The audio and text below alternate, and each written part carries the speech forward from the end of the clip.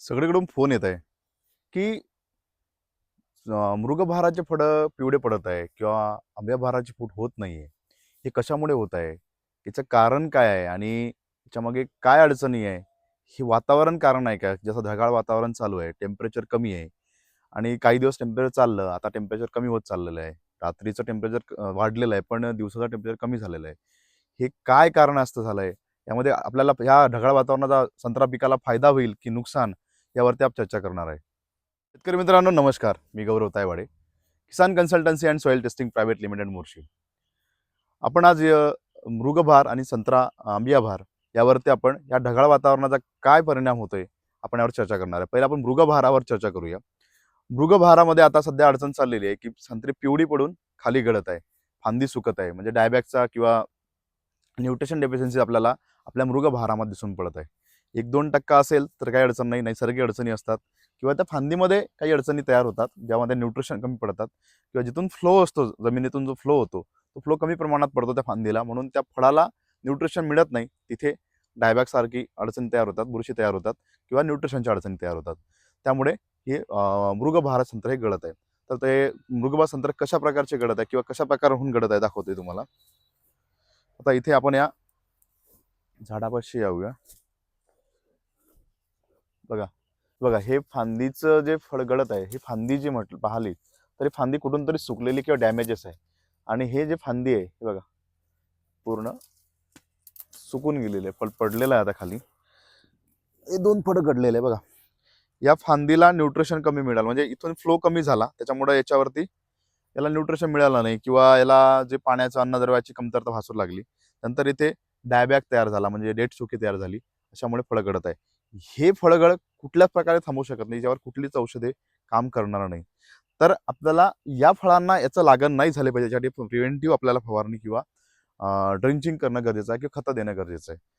मग आता फवारणी करताना काय करावं लागेल?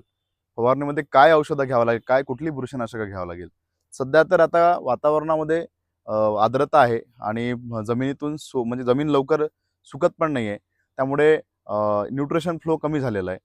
तर आपल्याला वरतून अमिनो बेस आणि कॅल्शियम बेस त्याला न्यूट्रिशन जाणं गरजेचं आहे. एक हार्मोन जाणं गरजेचं आहे. जसं आपण आता विचार जर केला, ग्रीनो बियाण येतं, ग्रीन क्रॉप सायन्सचं. त्याच्यामध्ये कॅल्शियम प्लस अमिनो ॲसिड्स आहे, प्रोटीन्स आहे. तर आपल्याला ते घेता येईल प्रति 200 लिटर पाण्याला 500 ml. त्याच्यानंतर आपल्याला बुरशीनाशक घ्यायचं आहे, कॉन्टॅक्ट आणि सिस्टमॅटिक. जसं याच्यावरती काम करणार जसं रेडोमिल रेडोमिल 400 ग्रॅम 200 लिटर पाण्याला. त्यानंतर आता कुठे सायट्रसिला किंवा कुठे मावा दिसतोय, नवीन नवती येतोय, त्यासाठी आपण थायमॅथॅक्झॉन लॅम्बडा घेऊ शकतो. जसं सिंजंटाचा अलिका येतं 200 मिली 200 लिटर पाण्याला. आणि सोबत आपल्याला याच्यामध्ये साईज ग्रो करायची आहे, तर पोटॅशियम सोनाईट किंवा लिक्विड पोटॅश किंवा पोटॅश प्रो असं आपण घेऊ शकतो. जर आपण पोटॅशियम सोनाईट घेतो म्हटलं 1 किलो प्रति पोटॅशियम सोनाईट 200 लिटर पाण्याला घेणं गरजेचं आहे. म्हणजे असं 4 औषधं घेऊन आपल्याला फवारणी करायची आहे. आता याच्यामध्ये जे बुरशीनाशक आलं, प्रोटीन आलं, कॅल्शियम आलं, त्याच्यानंतर आपल्याला साईजसाठी मॅग्नेशियम आणि पोटॅशियम म्हणजे पोटॅशियम सोनाईट आलं. त्याच्यानंतर आपल्याला थायमॅथॅक्झॉन लॅम्बडा जे आपल्याला किडीवरती काम करणार, जसं व्हाईट फ्लाय असो किंवा तुमचं थ्रिप्स असो, सायट्रसिला असो, मावा असो, यावरती काम करणार. हे झालं आपलं फवारणी. आता खतं काय द्यावं लागेल? जमिनीमधून आपल्याला खतं काय द्यावं लागेल? याला कॅल्शियम नायट्रेट 200 ग्रॅम प्रति झाडाला द्या. म्हणजे बोरॉन नोटेट म्हणजे बोरॉन सोबत असलेलं कॅल्शियम नायट्रेट द्या. सोबत दुसरं त्याला पोटॅशियम सोनाईट देऊ शकता किंवा 0050 किंवा आपण पॉलिसल्फेट पण देऊ शकतो. इथे जरा 0050 किंवा पोटॅशियम सोनाईट देतो म्हटलं तर 100 ग्रॅम प्रति झाडाला द्यायला म्हणजे गेलं पाहिजे. ड्रीप असेल तर तुम्ही ड्रीपनं सोडा.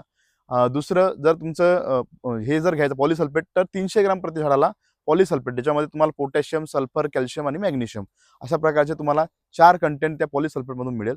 सोबत 200 ग्रॅम एक्स्ट्रा कॅल्शियम घेणं गरजेचं आहे. कॅल्शियम कशासाठी? तर जो कॅल्शियम नायट्रेटमध्ये जो नायट्रेट म्हणजे आपलं नायट्रोजन आहे, तो जेव्हा फ्लो होतो तेव्हा तो कॅल्शियम घेऊन जातो आणि कॅल्शियम गेल्यानंतर त्याच्यामध्ये जे टणकपणा आहे, ते फांदीमध्ये ताकद तयार होते. त्यानंतर ह्या फळाच्या देठाचा आणि या फळाचा जो संपर्क आहे म्हणजे चांगला होतो आणि याच्यामध्ये गळण होण्याची शक्यता एकदम कमी प्रमाणात होऊन जाते.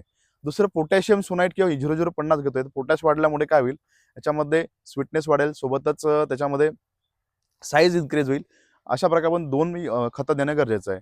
तर सोबत आपल्याला न्यूट्रिशन देणं जमिनीतून देणं गरजेचं आहे.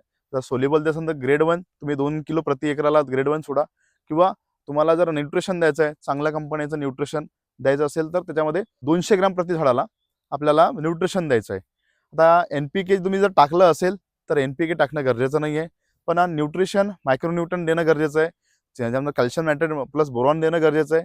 सोबत आपल्याला पॉलिसल्फेट किंवा 0050 किंवा पोटॅशियम सोनाईट देणं गरजेचं आहे. म्हणजे जेणेकरून काय होईल, आता हा मृगबहाराचा आपला शेवटचा टप्पा आहे आणि आता आता टेम्परेचर पण थोडं वाढत चाललं होतं, पण थोडी बद्दल आली आहे. बद्दलमुळे आपल्याला हा खर्च वाढतोय. डायबॅकवरती जे फळं तुमचे पिवळे असेल त्याच्यावरती बाकीचा खर्च करू नका, हे तुम्हाला रिकवर होणार नाही. फक्त आपल्याला जे फळं आपले हिरवे आहेत त्याच्यावरतीच काम करायचं आहे.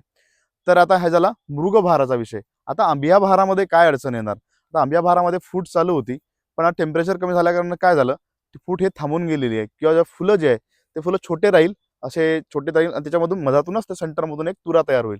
म्हणजे ते परागीकरण त्याचं होणार नाही व्यवस्थित. त्यासाठी आपल्याला त्याच्यासाठी पण फवारणी करायची आहे आणि फुलधारणा कशी जास्त प्रमाणात होईल, किंवा जे थांबलेली फुलधारणा आहे ते कशी बाहेर निघेल याच्यासाठी आपल्याला फवारणी करायची आहे. सोबतच सायट्रसिला, मावा, थ्रिप्स किंवा पांढरी माशी, काळी माशी इतर सगळ्या किडींसाठी पण फवारणी करायची सोबत त्याच्यानंतर त्याच्यावरती आपल्याला फॉस्फरस वाढवायचं आहे, कारण त्याच्यामध्ये फुल आणि पानं चांगल्या प्रमाणात निघाले पाहिजे आणि क्वालिटी मेंटेन राहिली पाहिजे. त्यासाठी आपल्याला फॉस्फरस वाढवणं आहे. त्यानंतर आपल्याला यामध्ये बोरॉन घ्यायचं आहे. थोडं हिटेड असतं बोरॉन. सोबतच आपण पहिली फवारणीमध्ये झिंक घेतलंय, पण या फवारणीत बोरॉन घ्यायचं आहे 1 ग्रॅम प्रति लिटर पाण्याला.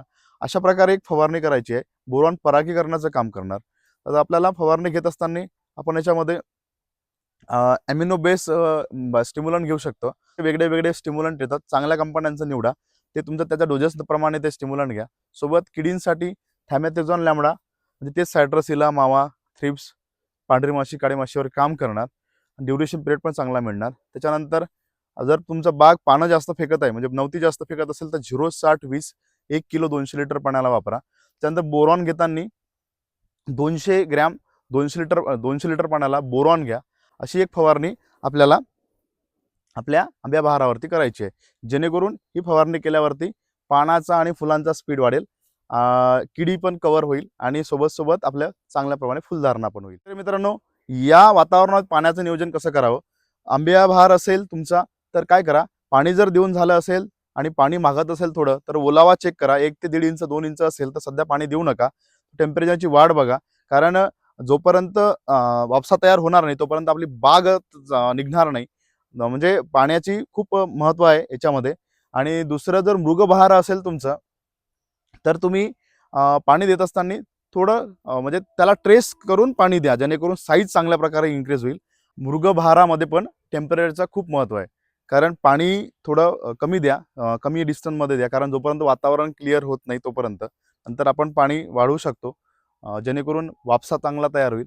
आणि तणाचं नियोजन करणं गरजेचं आहे. बघा, इथं आपण तणनाशक मारून झालेलं आहे, हे आपलाच बाग आहे. आपण हा बाग मागल्या वर्षी आपल्या ट्रीटमेंटमध्ये घेतला. तर बघा, आपण तणनाशक मारलेलं आहे. आता शेतकरी काय करतात, तणनाशकाचं म्हणजे तणनाशक मारत नाही, की तणनाशकामुळे काही अडचणी तयार होतात. पण सलगनी तिथं आता चौथ्यांदा तणनाशक मारलं गेलेलं आहे. त्यांना आता वाढण्याच्या ह्याच्यामध्ये आता पाणी झाल्यानंतर आपण इथे तणनाशक घेतलेलं आहे. तर शेतकरी मित्रांनो, आंब्या बहारामध्ये पाणी देत असताना तुम्ही ड्रिपने जर पाणी देत असाल तर आपल्याला आता 250-300 लिटर पाणी 2-3 दिवसानंतर 100 लिटर पाणी पर डेच्या हिशोबानं गेलं पाहिजे हिशोबानं. तर दांडानं देत असाल तुम्ही, तर दांडानं आपण जमीन जर हलकी मध्यम भारी असेल, जर भारी जर असेल तर तुम्ही 20 ते 25 दिवसाच्या अंतरानं द्या. मध्यम असेल तर 15 दिवसांतरानं द्या आणि हलकी असेल तर 10 दिवसांतरानं द्या. पण हे वातावरण क्लिअर झाल्यावरती पाण्याचा फ्लो वाढवा. पाणी कमीत कमी कसं देता येईल याच्यावर लक्ष देणं गरजेचं आहे. तर शेतकरी मित्रांनो, आंब्या बहारामध्ये यावर्षी फूट चांगल्या प्रकारे होईल. थोडं काही भागामध्ये फूट निघून गेलेली आहे आणि बाकी पण चांगल्या प्रमाणात होईल. फक्त काय आहे, यावर्षी जास्त पानगळ झाल्यामुळे काय होतंय, पहिले पानं दिसत आहे. कालांतरानं तुम्हाला इथून समजा असं म्हणा, की ज्या शेतकऱ्यांची पाणी 10 म्हणजे या महिन्यात चालू झालेले आहे, जिथं भारी जमिनीत आहे काही भागामध्ये चांगल्या प्रमाणे निघालं, जिथं भरपूर प्रमाणात फळं होती ते लवकर फूट काढली त्या बगीच्यांनी. जे बगीचे खाली होते ते थोडेसे लेट फुटत आहे आणि मध्यम जमिनीमध्ये चांगल्या प्रकारे फूट चालू झालेली आहे आणि काही हलक्या जमिनीमध्ये तर विषयच नाही, चांगल्या प्रमाणे फूट चालू झालेली आहे. तर शेतकरी यावर्षी फुटीसाठी मोठ्या अडचणी जाणार नाही. त्यासाठी आपण वारंवार बायोस्टिम्युलंट यूज करू नका. काही शेतकरी 4-4 दिवसाच्या अंतराने किंवा 7 दिवसाच्या अंतराने बायोस्टिम्युलंट यूज करून फुलं काढण्याचा प्रयत्न करत आहे. पण शेतकरी मित्रांनो, अशा प्रकारचे फुलं जरी आपल्या शेतात म्हणजे शेतामध्ये आले, झाडावरती आले, तर ते फळाचं रूपांतर करताना प्रॉब्लेमच तयार करणार. शेतकरी मित्रांनो, प्रॉपर वेनं नैसर्गिकरित्या आणि काही प्रोटीनयुक्त खतं किंवा प्रोटीनयुक्त स्टिम्युलंट देऊन त्यालाच करा. वारंवार स्टिम्युलंटचा वापर करू नका, जेणेकरून पानाची जाडी जी आहे स्टिम्युलंट वापरल्यामुळे काय होईल, कमी होऊन जाईल आणि याच्यावर येणारे जे अटॅक्स आहे ते जास्त प्रमाणात होईल. टेम्परेचरमध्ये माइट्स येईल तर लवकर याला चाटून जाईल, फळांना चाटण्याची शक्यता जास्त प्रमाणात राहील. म्हणून स्टिम्युलंटचा वापर कमीत कमी करा. म्हणजे जेवढं सुरुवातीला करता येईल तेवढंच करा, नंतर त्याचा स्टिम्युलंटचा वापर करू नका. त्याच्यानंतर मृगभारामध्ये काय काळजी घ्यायची आहे ते तुम्हाला सांगितलंच आहे. तसं आंब्याभारामध्ये काय काळजी घ्यायची आहे ते तुम्हाला सांगितलंच आहे. शेतकरी मित्रांनो, आजची माहिती कशी वाटली नक्कीच कमेंट करून सांगा. काही अडचण असल्यास खाली दिलेल्या नंबरवरती कॉन्टॅक्ट करा. आणि शेतकरी मित्रांनो, आपण आता ऑन फील्ड ट्रीटमेंट घेणं थांबवलेलं आहे, कारण आपल्याकडे जो परिवार आहे खूप मोठा झालेला आहे. तर आपण ऑनलाईन ट्रीटमेंट चालू केलेलं आहे. आपण मागल्या वर्षी पण काही शेतकऱ्यांना ऑनलाईन ट्रीटमेंट दिलेलं आहे. मृगभार घेतलेला आहे, आंबियाभार घेतलेला आहे, लहान झाडं डेव्हलप केलेले आहे. काही व्हिडिओज पण मी माझ्या यूट्यूबला टाकलेले आहे. शेतकरी मित्रांनो, तुम्हाला जर ऑनलाईन ट्रीटमेंट घ्यायचं असेल तर खाली दिलेल्या नंबरवरती कॉल करा. ऑनलाईन ट्रीटमेंट कसं असतं, कशा प्रकारे केलं जातं, तुम्हाला त्याच्यावरती संपूर्ण माहिती दिली जाईल. तर शेतकरी मित्रांनो, व्हिडिओ कसा वाटला नक्कीच कमेंट करून सांगा. तर शेतकरी मित्रांनो, अशाच प्रकारच्या संत्रा विषयक सक्सेस व्हिडिओज पाहण्याकरिता आपल्या यूट्यूब चॅनलला लाईक करा, शेअर करा, सबस्क्राईब करा. धन्यवाद.